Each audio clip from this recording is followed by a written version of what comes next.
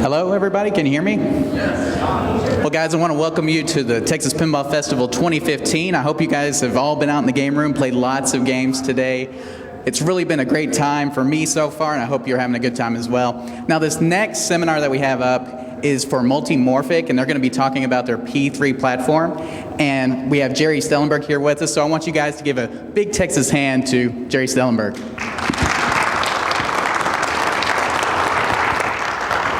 Thank you. So we're going to be talking about the P3, yes. We're also going to talk about pinball in the 21st century and some of my opinions on how we've gotten to where we are and where we're going as we move forward.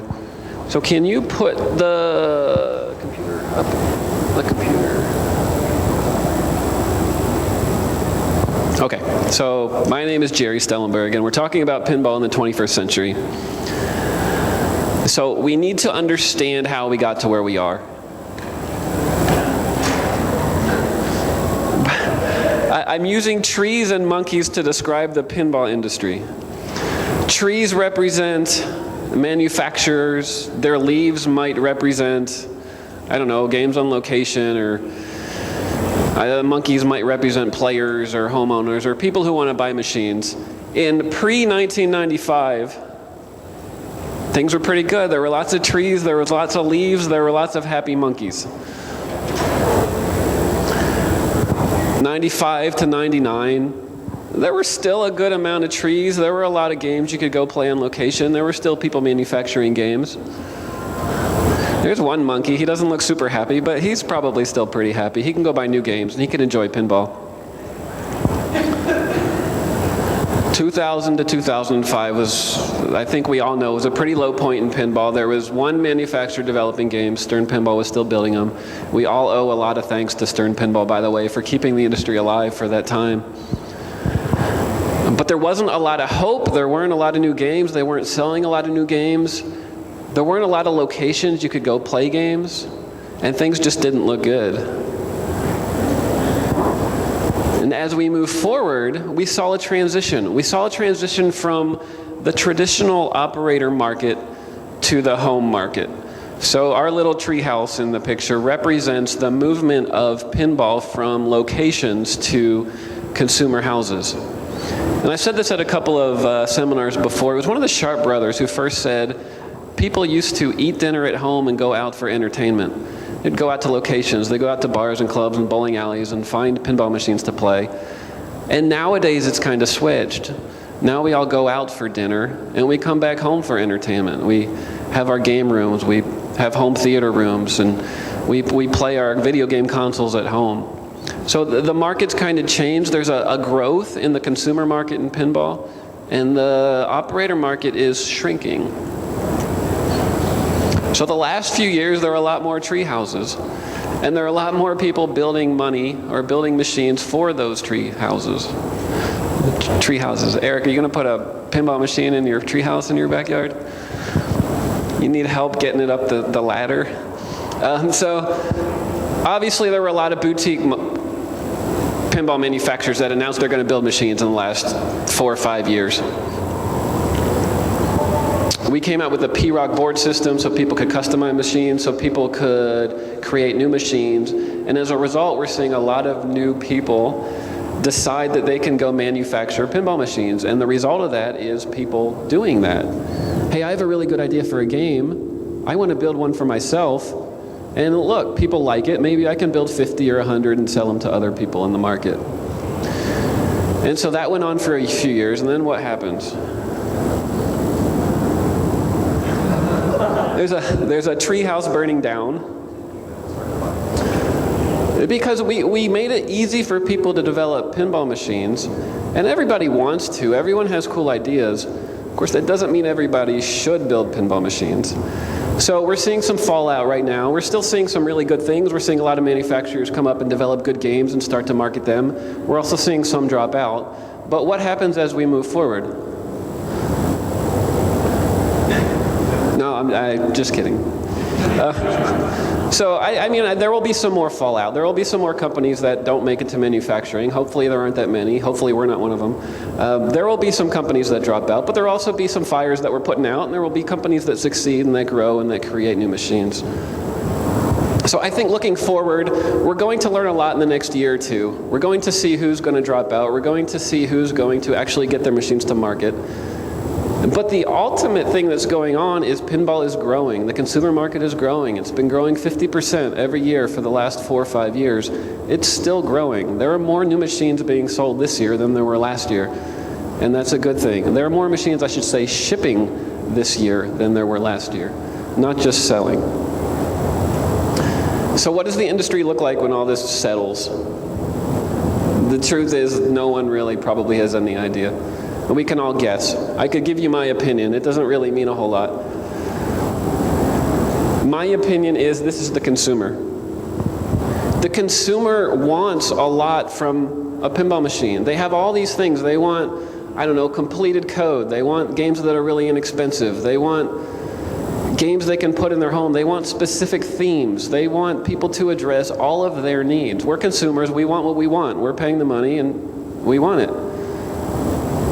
Traditionally, in the pinball industry, manufacturers don't listen to customers. Manufacturers pick a theme because they think it might be popular, and they decide how they're going to build a game, and they create their artwork.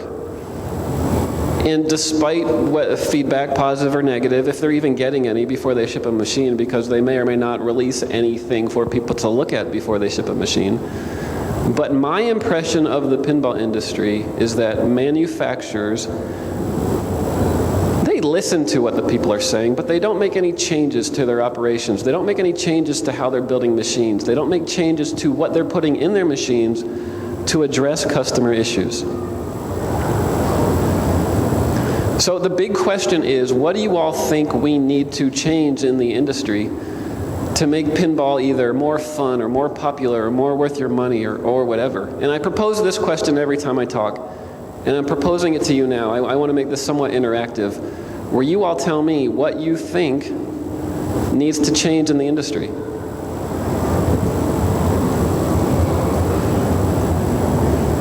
Everyone's totally happy. Everybody thinks the industry's perfect right now.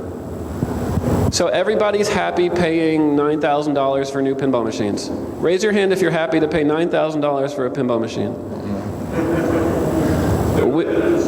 We need to talk. So nobody had any ideas for how to change pinball, but nobody's happy paying the prices that new pinball machines cost. Who here is happy that you can't fit more than a few games in your house before you run out of space? Happy? The same Australian guy thinks that's a good thing. Welcome to America. So you're all happy about how easy it is to service your machines at home? No? Go ahead. I just think you're maybe great opportunities for business if you're headed on the way to like a service industry that would support them. It seems like with the video capabilities, you could apply different themes without too much of the What's your first name? Elizabeth. Elizabeth is going to come up and do the rest of my seminar for me, everybody. Elizabeth is saying some of the advantages of our machine, which we'll get into. Thank you for recognizing those. Yes, serviceability is a big problem, I believe, with the industry. And some people will say a lot of the location-based, operation of pinball machines is dying because they're too hard to service. Companies don't necessarily want to have pinball machines on location because if they break, it takes too long or it's too expensive and they're just too difficult to service. So that's a problem. And manufacturers, what are manufacturers doing to address the price of pinball machines? Raising them. They're raising them. That helps you a lot, doesn't it? What are they doing to address the floor space problem, that they take up too much space? Nothing. There is no answer because they're not doing anything. What are they doing to address serviceability of pinball machines? And there are some here, so I will accept a few answers here.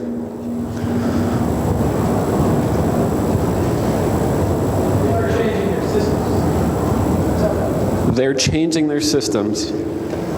That helps serviceability.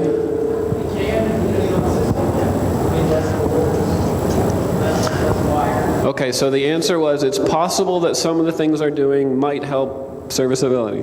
Okay, good. There was another. The online forums are being very helpful too. The online forums are helping serviceability. Okay, so it's easier to get the answers you need. Yes?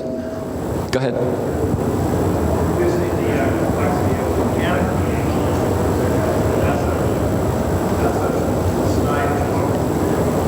You're saying you're sarcastically saying they're lowering the mechanical complexity of the game so that they're easier to service. Okay. So some games are certainly less mechanically full and others, but there are others that are very interesting and have very deep feature sets and have very cool mechanical stuff. No one said LEDs. LEDs are probably a good one where hopefully you're not swapping out light bulbs much anymore. Theoretically, LEDs should last longer and be lower power and be a net gain for the pinball industry. There isn't really a whole lot people are doing to address serviceability though. So this is my list. This is the list you all were supposed to tell me. So that I was going to show you how I've already thought of everything that you just decided. Price is a problem. Price is too high. $8,000 or $9,000 or $10,000 or $16,000 for a new pinball machine is pretty ridiculous. I mean, we all might be able to afford one if we save our pennies, but trying to buy 3 or 4 new games at that kind of price is just kind of ridiculous, and we can't afford to do it. The serviceability. It's just too hard to service these games, and if we sell games into the home, which is where the market's growing, consumers don't want to fix their pinball machines. They're used to buying stuff that just works, and if it doesn't work, they send it back to the manufacturer, and the manufacturer fixes it and sends them a new one. That's where the consumer market is. This is when I yell at the guy who helped me set up my bullets that we skipped one. And I don't know what it is offhand either. Is it on there? What's it say? Floor space. Floor space is hidden. Floor space. We saved space. So we needed to save space, so we did. So yeah, we need to address that. If we want people to buy more than a couple games, we have to address the fact that they have nowhere to put them. There it is. Artwork, because we found somewhere to put them. Artwork is a problem for me. Not that we have bad artwork or good artwork. The problem is that people judge machines and whether or not they should buy them sometimes based on the artwork. There might be a theme you love, but if there's a picture of an actor on the back glass that you really don't like, then you might not buy the machine, or you don't like the artwork because it's photoshopped or whatever, or common words they throw out on the forums these days. Because of whatever, you might not buy the machine. And in my opinion, artwork should never be a reason not to buy a game. We need to do whatever we can to make it possible for people to change the artwork, right? It doesn't make sense not to buy a super fun playing game with awesome shots and fun theme just because the artwork is something that doesn't relate, that's something you can't relate to. It doesn't make sense to me. Lack of innovation. I say this every time too. We've seen the industry build games for 20, 30, 50, 80 years. The last 30 or 40 years, the machines you buy today are the same as they were 30 or 40 years ago. What are the big popular games now that are just coming out? Well, there's a couple of new ones. There's this really new one that just came out. It's called Medieval Madness.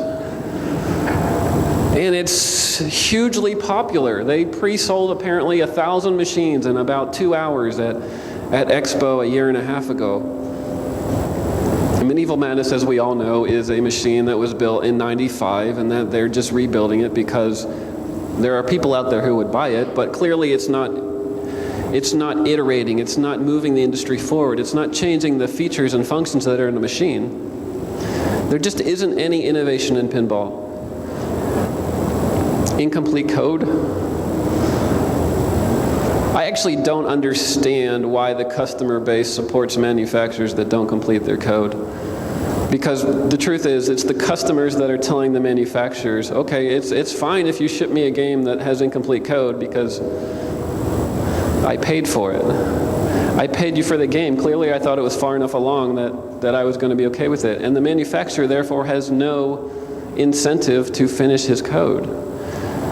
You could argue that maybe you won't buy the next one because he didn't finish the code on the previous one you bought.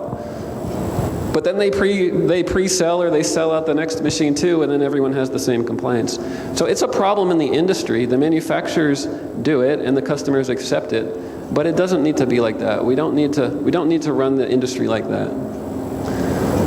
And then the big one, that's the top topic of the day, the topic of the month, is the pre-order model. The pre-order model is broken because people are paying their money, they're getting machines, or they're paying for machines, and in some cases, they're sitting around wondering if the company that took their money is ever going to deliver games. And we've seen a couple that recently have some pretty major issues, and people are concerned about their money. So how do we address the pre-order model in a way where we can give people comfort that their money is going to turn into a delivered game? That doesn't necessarily mean we have to get rid of the pre-order model. We can actually just change a few aspects of it and figure out ways to fix it, but we need to give customers the comfort that their money is going to result in a game. They're not investing in the company, they're buying machines. Every customer who pays money for a machine is buying a machine. Customers that pay money for machines are not investing in a company. And so we need to address that. Last one is difficulty for people to create games. And there are people in the industry, all over the industry, probably half this room, there are people who want to build pinball games. You have ideas, you think you can design a cool game, you might be able to go out and buy a new control, buy a P-Rock control system and go build your own machine. And we do things like that. We create board sets for you to use. We create software frameworks for you to use. We try to make it easier for you to build games, but at the end of the day, if you're building a custom machine, you're building a cabinet, you're figuring out how the control system goes together, you're doing everything related to the manufacturing of a game. Because there's no system that you can just go design what I like to call the fun stuff. The stuff that you all think about in your head. It would be cool to put a ramp here and to do this theme and to tie these rules together in this way. That's what you want to do. That's what we all want to do as game designers. We don't want to build a cabinet. We don't want to have to go figure out how to wire a power supply into our cabinet. We don't want to have to figure out how to bolt a back box onto our cabinet. We just want to do the fun stuff and design games. So, before I jump to the video, let's not actually jump to the P3 yet. I saw a bunch of people reaching for buttons and things. They were going to switch it on me. But this is the machine that we are building to address all of these concerns, every single one of them. And let me explain why. This is the P3. This is a multi-game pinball platform. Actually, it is okay to switch it over if you don't mind. So this is sideways because I'm really tall and it's much more fun. No, I'm just kidding. Our camera rig is set up for people standing in front of the machine, and we project it on a monitor over in the game room. It's sideways just because our camera is set up that way. So bear with the horizontal view. But what you see in this machine is a lower playfield that's a dynamic and interactive display. So we took what's traditionally a painted piece of wood that has blinking insert lamps, traditional pinball machine, just about everyone you walk out and see on the floor. And I challenge you to do it. Every time I talk to you guys, I challenge you to do it, and no one ever comes and calls me on this challenge. I say, go and walk in that game room, look at the other machines, and tell me how many of them have physical objects down here in this region of the machine. There are a couple, but I'd say 90 to 95% of games have absolutely nothing until this line on our machine. It's about 2/3 of the way up the playfield. There are a couple games that have ramps that extend lower. Anyway, the point is most games have painted pieces of wood with blinking insert lamps, and they have 20 or 30 insert lamps down there. 20 years ago, they had 20 or 30 insert lamps down there. Newer games, 30 or 40 insert lamps down there in the playfield. Some of the newest games have 100 or so lamps on the playfield. We have, I like to say we have 2 million RGB lit rollover switches on our playfield. Because every pixel on that display we can change the color of. And we can also track the physical pinball as it rolls over the screen. So the lower portion of our game, let me demo that real quick.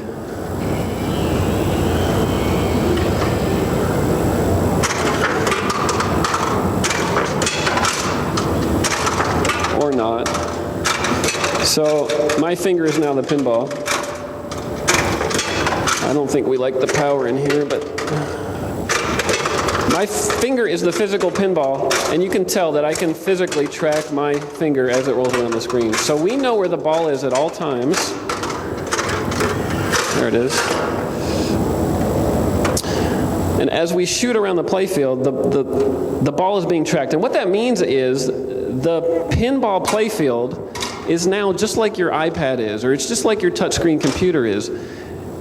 You can walk up to this game and you can envision the fact that, very easily, that the targets and the things on that playfield are going to interact with the ball. Kids walk up to this game and they know instantly that there's a screen on there and there's balls rolling around it. Those balls are going to interact with the stuff on that screen.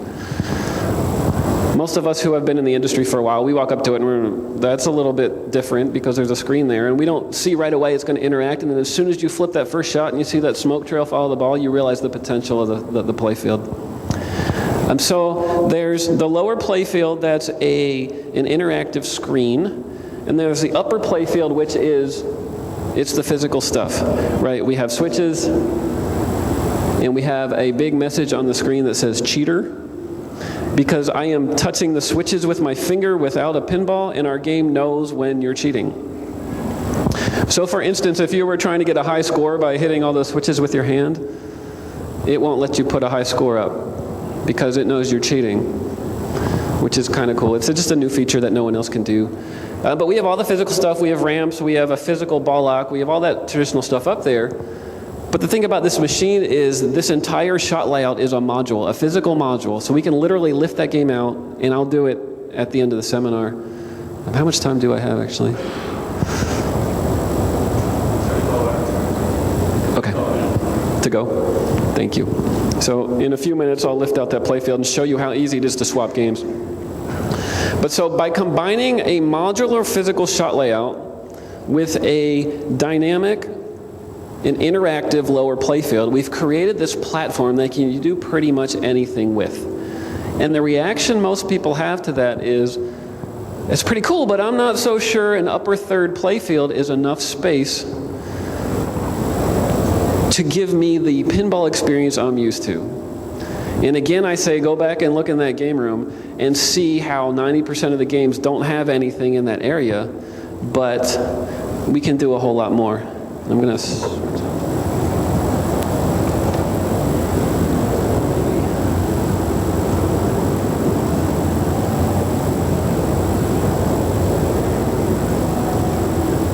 there it is, screen. Multimorphic presents a revolutionary new pinball platform. Introducing the P3. It's time for pinball to evolve.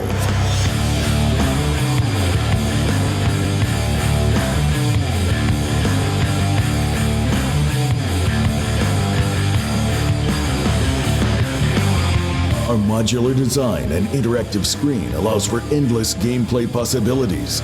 Quickly swap in playfields from new game kits that cost a fraction of the price of traditional machines.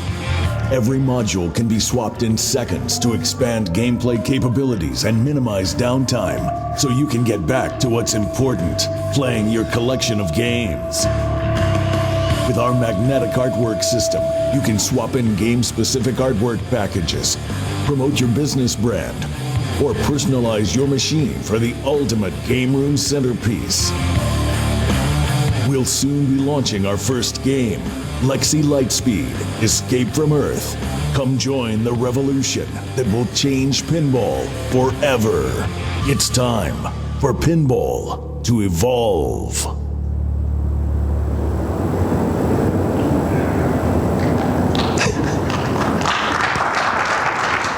I'm gonna back that. Thank you. So the point of that video is pretty clear, but we're showing that not only can we change the upper playfield module, but we can literally put physical mechanisms anywhere on the playfield. We can float things, and we've changed a lot of stuff because it's hard to drill. It's hard to keep an LCD working when you drill holes through it. So we've done a lot of things to figure out ways to implement flippers and to implement slingshots and other things over top of the LCD, so that we can now extend those implementations and what we've learned and do other stuff over the LCD, like pop bumpers, like ramps that don't go all the way, come down all the way to the surface, like 3 flipper configurations, or you name it. We can put spinners and targets and anything we want. We can float them over that playfield, and we can deliver mechanical experiences that are actually more feature-rich than traditional games. We've discussed doing things crazy like having 2-level playfields. So having 2 levels of flippers and having a piece of plastic in between where you're rolling on one surface and the ball falls in the other surface. You flip the ball and you can flip it back up to the top surface. And because you're always looking through this transparent thing, you always see the graphics on the screen underneath it, that we can change the way the graphics interact or the way the graphics appear as the ball moves around into different areas. So the modularity of this game addresses 2 big things. It addresses the price per game, because theoretically now you only have to buy your cabinet once. You buy a head, you buy your legs, you buy the control system inside of it, you buy the power supply, you buy the flippers, you buy all that. That's your standard pinball price, whatever it is, $6, $7, $8, $9, $10,000. But you're never buying all that again, and you never have to find space in your house for that again. And then we can just add games to it for significantly cheaper. We can sell add-on games for $1,500 or $2,000 or whatever, depending on, of course, the complexity of that game. We can conceive of very simple games that might cost $1,000 to add with physical stuff. Or we can conceive of games that are super complicated and have crazy features that might cost $3,000 or $4,000 as add-ons. Of course, if those were separate machines, they would cost $16,000, $17,000, $18,000.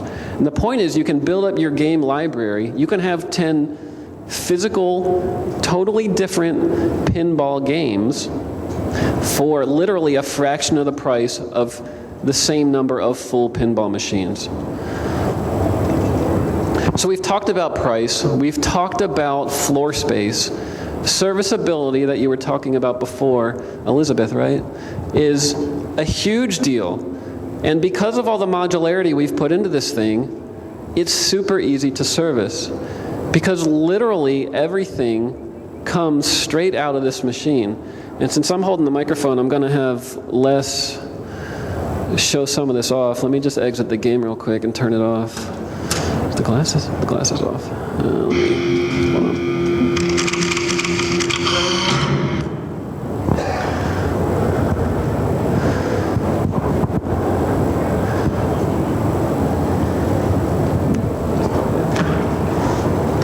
Okay, so first thing you always do in a pinball machine is you take out the glass. We took out the glass already. So he's taken out the lockdown bar. He's going to put the machine into what we call service position. Just put it on the first one for now and just do the playfield.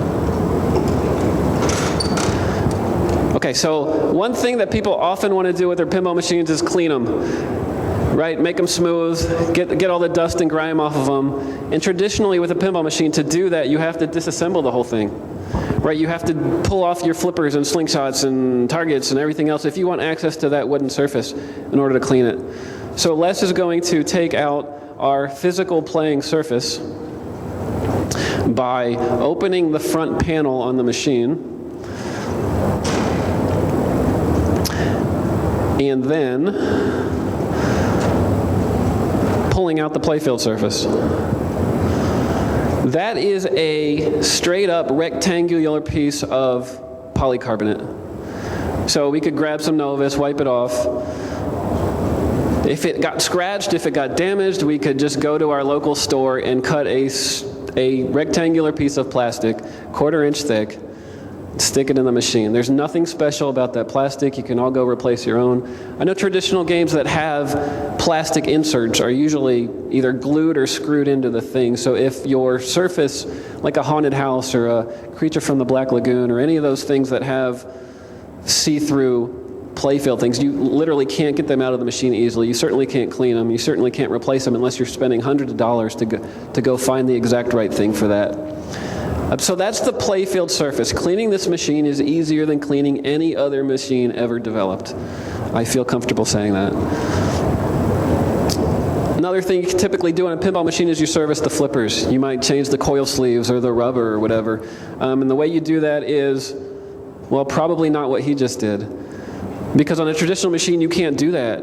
You have to get out your tools, you have to unbolt everything, you have to, I mean, changing a rubber, obviously you don't have to do that, but changing out the coil sleeves or whatever, usually you're pulling out your soldering iron to get the coils out.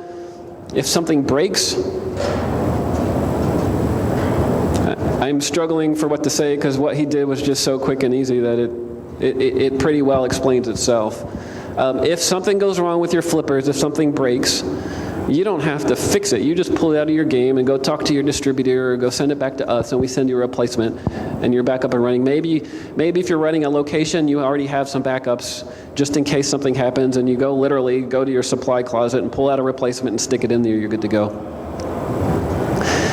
Everything in this machine, literally everything, slides in or out just like that. Some things might pull off of the bottom, some things might pull off of the top, some things might slide in or out. But nothing requires you to go get your soldering iron. You never have to take your soldering iron to the P3. You take your P3 in very small pieces to your soldering iron.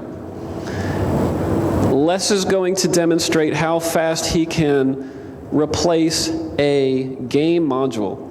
And so the first thing he's doing is he's pulling it out to our game service position, which is a little bit higher up, so he has better access to the actual game.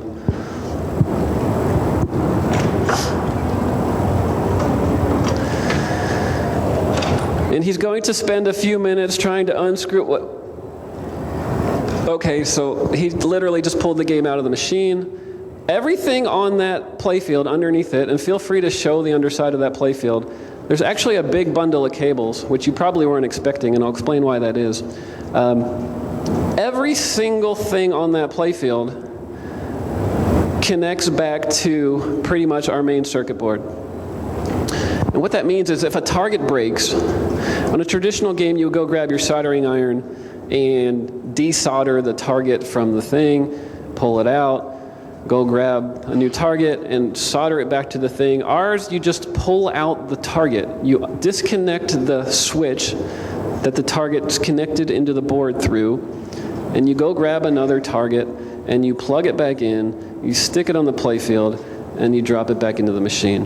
The point is, every single thing on the machine, on the playfield, is a connectorized thing that can just... Okay, so now he's put I interrupted my train of thought because he put the playfield back in, and if that were a different game, now we would boot up that machine. The software would recognize we put in a different module because it's reading the module IDs on those modules. It knows we've got a different game. It boots up, and we're playing a totally different game. It literally took him 5 or 6 seconds to pull the playfield out, another 5 or 6 to drop it back in, and we could literally push it back in. I don't know if he put the cables in or not, but he could literally, we're not going to do it, but he could literally push the machine back in, turn it on, and we're good to go. So we've talked about price, we've talked about floor space, we've talked about serviceability, we've talked about swapping games. Let's talk about building up a game library. Because really this platform, what really sells it is having access to more games. That's how we get to take advantage of our pricing model. That's how we get to take advantage of our floor space model. we build more games. But not just we, other people can build games for this. We are literally opening up the development platform for this machine so that you, or people you know, or other pinball industry people, or other people who want to make games can do that. They can make games.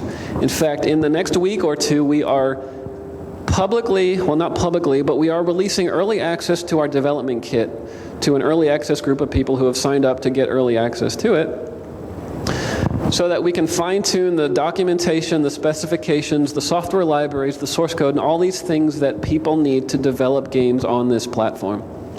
That will also include the mechanical specs for the upper playfield modules. It'll include the mechanical specs for all those things we can slide in and out of the game, as you saw in the video.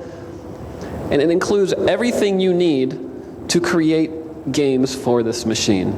Because once people have this machine in their house, they're going to want to add games to it. The more games that are out there, the more fun you can have with your P3. The more machines we have out there, the more money you can make as a game designer to build games for it. If you're a game designer and you want to go build a game today, we talked about the fact that you have to build your cabinet and do everything else, but you also have to build your customer base. You want to come out with a new theme, you have to go sell that theme to a customer base that doesn't have a machine yet with that theme. With the P3, customers who have this machine are your existing customer base. And you can, of course, grow that base and get more people to buy the machine. But if you come out and develop a game, you have an established group of customers already there who want more games for it. So if you're a game designer and you see a potential group of people who already want the games, you can already define your sales. You can already define how much money you could theoretically make with that game. And then the fact that we're making it easier and we're going to help you build it, we're also going to offer, we call them design services. So we have relationships. We're building them with manufacturers, with people who can make playfields and plastics and wire forms and ramps and all those things, because we have to do those for our game. And once we have all those relationships established, we can help you do those for your game too. So the point is, as a consumer, you can buy the machine, and there will be, because we will do it, but we hope other people will start building games for this platform, and that you as a customer then get to take advantage of that pricing model we talked about, that floor space model we talked about, and the variety of gameplay we talked about. So that's pretty much it. I like to take questions and see if you all have any questions before we talk about one or two more things. But Jerry, you talked about the modulars, you didn't talk about the artwork. I didn't talk about the artwork. You're right. Was it an oversight or not? That was an oversight, thank you. This artwork thing that I said should not be, Les just ruined it. This artwork thing that should not be a reason for people to not buy a game, on the P3, it isn't. Because you can literally go take some drawing, take some artwork to your local printer, go ask them to build or to print out for you custom car magnets in this shape that will be part of our development kit. And it costs you $125, $150 to get a full set of decals for your machine. And I don't know if you're active on the pinball forums or not, but there are people on the forums who will vocally say they like or don't like artwork, and in a lot of cases, for the artwork they don't like, they will go make their own that a lot of people think is better than what the manufacturers are providing. So you should buy a game based on the theme, the gameplay. Of course, if you like the art, that's going to help sell it to you. But if you don't like something like the artwork, that should not be the reason you don't buy it, because you can easily go change it. Similarly, these button boxes, we call them, these things that sit on the side of the cabinet, they look different from any other machine because they are. Those button boxes are modular devices that we can put on the side of the cabinet. We can put 3-button configurations, we could put 4-button configurations, we could put a sideways joystick on there, or a trackball, or we could put a USB port on there where you can connect a controller to it so you can stand around your machine and hit a directional pad controller. We can mount handlebars to it, we can mount steering wheels to it, we can put any kind of interface to that machine. Because that's what game designers want.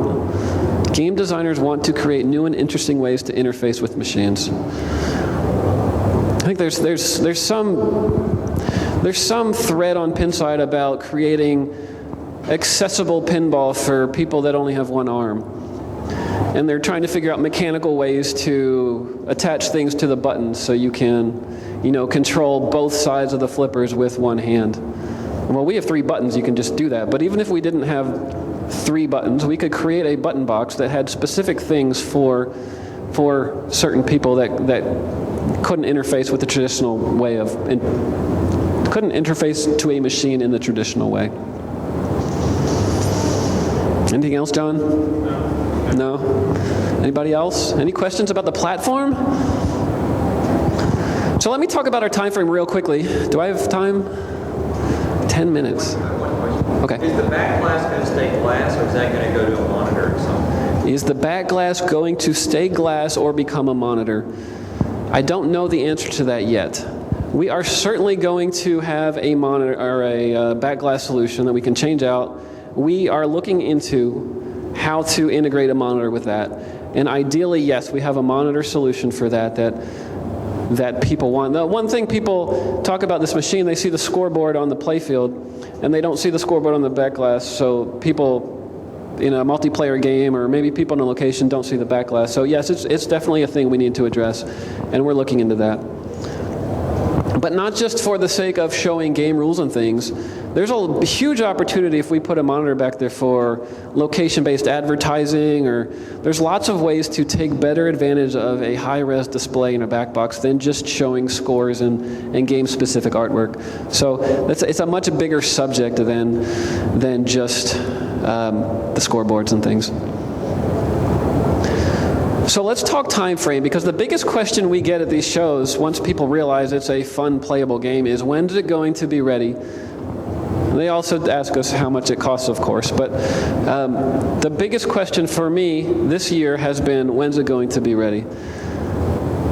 And so we've been on the forums in the last 4 or 5 months saying we're taking pre-orders for this game. And a year ago, we were taking pre-orders and asking people to prepay the full purchase price. And we stopped doing that. About 6 months ago, we came out and said, we are going to let you sign up to purchase this machine for no money down and therefore no risk. Because we saw what was going on in the industry, and we didn't want people to feel like there was a potential for us to take their money and not deliver a game. It's an ethical thing that's going on in the industry, and we wanted to not put people's money under risk or give them the impression their money's at risk. So what we said is, sign up for a pre-order, and we will ask for money when we reach production. So the big question is, when are we going to reach production? And the answer is very, very soon. We are literally 3 months from shipping a machine. 3 months from now, we might start delivering machines to customers. And I know other manufacturers tell you, we're going to ship machine next month or next month or next month or next month. And hopefully those of you who know me know me well enough to say that if I give you a date, it's because I believe we're going to hit those dates and we're going to ship a machine. We intend to start shipping machines 3 months from now. Of course, we have a ramp-up process, and we have to get through our initial testing in the next 2 to 3 months to make sure we can build the machines and that they're reliable. But that's our time frame. So, in other words, we are no longer going to keep pushing this $0 pre-order thing. We are going to start asking for money very soon, because we're about to hit production very soon. Any other questions? Usually I get lots of questions at these things. Yes. Just a second.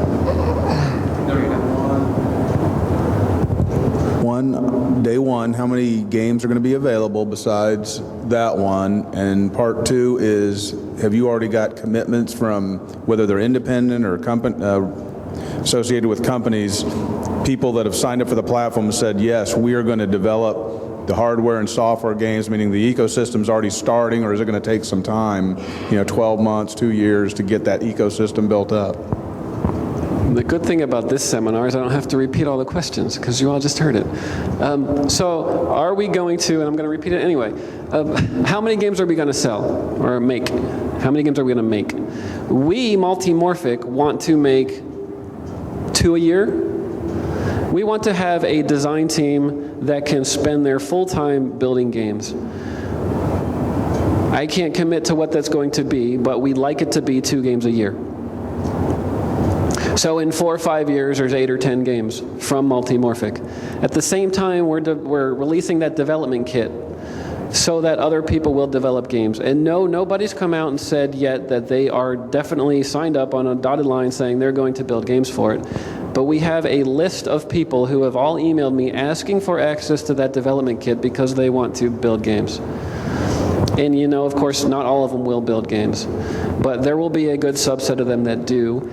But the bigger thing is once we get this machine out, we can start hitting that other marketing point I was talking about, which is once there are machines in customers' hands, a game designer looking to build a game will see the potential in that market and have a real interesting decision to make. Should I go build a traditional game because that's what I'm used to building, or should I go build a game for this P3 because that's where the market is now? Well, beyond the hobbyist, so the kind of concern before I would buy one, beyond the hobbyist, I think of like the Windows Phone, right? Developers are going to follow the money trail. And so once it's shipping, before I would develop a game, if I'm tied to a company, I would say how many are out there, and there's going to be a critical mass, right, before they decide to build. If there's 20 out in the wild, it's not worth their while. That's why all the mobile apps are Android and iPhone, and not so many for Windows Phone. Isn't going to be the same kind of challenge, I guess, right, to get the games out there before people start developing more modules and things. Yeah, so you're discussing the traditional catch-22 with developing a new platform and getting applications developed for that platform in the early stages when a lot of people don't have that platform. And certainly that's a challenge, but we mitigate that challenge by developing our own games and by supporting these early development kit people that want to build games. So even if we're the only ones building games, in 2 years, hopefully there's 3 or 4 games, which is still a compelling argument for people that want to have 4 pinball games in their house. They were significantly cheaper, they only take that one space in their house, and they've got 4 totally different games. So yeah, the ecosystem will grow, but the interesting thing is once it reaches critical mass, it feeds on itself. You've seen the Android market, you've seen the iPhone market. I haven't seen the Windows Phone market, so I can't speak to that one. But once we get a critical mass of customers, then people will develop games for it because that customer base is there waiting for new games, and it will feed on itself. Always there are early adopters who support a product and help it get, you know, some momentum. And we have early pre-orders. We have people asking us today, when can they get it? And that ecosystem is going to feed on itself. Questions? Yes. Can you speak to your at least minimum of your initial production run? I'm sorry? Can you speak to the minimum quantity of your initial production run? Are you asking how many games we will build or how many games do we need to build? No, the quantity for your first run of your production of that machine. So we're not capping our production. What we're doing is we're looking for pre-orders now. We're asking people to sign up for a machine now because the machine is ready. The machine is very close to ready for production. So we're looking to see how many people want it right out of the chute. We are going to finalize our pricing. This is the reason I haven't talked so much about specific pricing now, because we are finalizing our pricing as we work through this next month or two with our pre-production planning. We're getting final pricing on our assemblies, and we'll know in the next few weeks how many it will take to get us to reasonable price points. So I can't answer the question today. It's not going to be 1,000 machines. We want to be able to sell something like 100 machines and go do a pre-production run for 100. Obviously, we can't go build 10 machines because 10 machines cost too much to make. You can't buy parts in tens of quantities and expect a reasonable price for those parts. So we have to work through that, but we're almost there. We're hoping it's around the 100.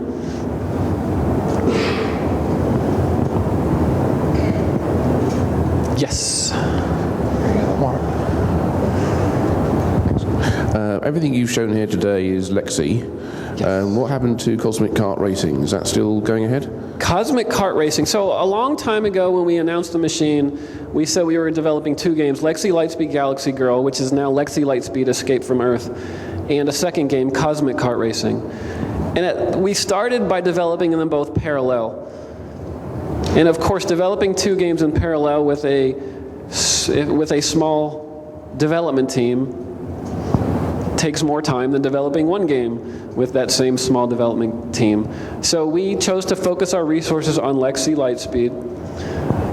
We're basically finished with that game now. We still have a little bit of work to do in software. We have a little bit of work to do on the final assemblies. But as soon as we reach pre-production, we will switch back over our dev team to Cosmic Kart Racing. Cosmic Kart Racing is not starting from scratch, though. We have preliminary playfield layouts. We have artwork. We have a lot of the stuff already done. We just need to take it to the manufacturability phase and the prototype phase and all those things. But yeah, we will not be shipping our first games in 3 months or 4 months or whatever it is with 2 games. But we will still sell the machine for people who want to buy 2 games for the prices that we promised before. And then we will just ship them the second game when it's available. So everything we promised before will still happen. We just serialized the development so that we could get Lexi Lightspeed to the point where you could all see what it is that we're talking about when we discuss the game.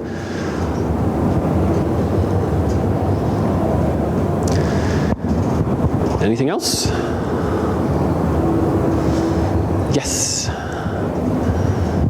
A lot of people in the pinball group stuff complain there's not enough original unlicensed themes, but the reality of it is a lot of people like licensed themes, you know, like Batman or Star Trek, whatever. Do you have any plans, or are there plans in the works for any licensed titles for this platform? Yes, the licensing versus unlicensed original theme question.